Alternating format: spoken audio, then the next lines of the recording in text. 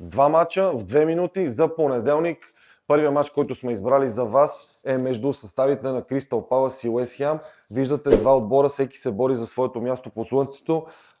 Кристал Палас с мач по-малко 42 точки, на 5 точки са от евротурнирите, докато Уест Хем се бори с зъби и ногти да не изпадне. Точно над зоната на изпадащите са. Виждате и моментната форма. Каква е? Кристал Палас са в не лоша форма. Уест Хем също добри резултати записаха срещу доста трудни отбори на доста негостоприемни стадиони. Също така може да отбележим, че Кристал Палас ще дойде след матч от Лигата на конференциите срещу Фиорентина. Тежко гостуване, пътувания, самолети, ще има някакви ротации, ще има някакви промени, може би. Важното да отбележим е, че последните 10 мача между тези два отбора в 8 пъти получаваме ставката гол-гол. Именно натам сме се насочили и ние към гол-гол.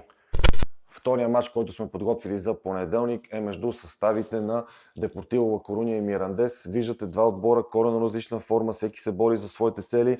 Ла Коруня в момента на второ место, удържат го, това дава право на директна промоция. Важно да кажем, че там са събрани 5-6 отбора в 3 точки, така че всеки матч е финал, 7 кръга преди края. Мирандес от своя страна с 33 точки предпоследен, на 5 точки са от спасението и за тях това е доста важен матч.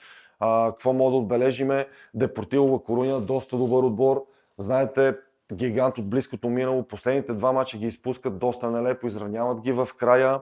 От своя страна Мирандес като гост от 12 мача имат 8 загуби и просто между двата отбора взе голяма пропаст. Ние се насочваме към единица в този матч.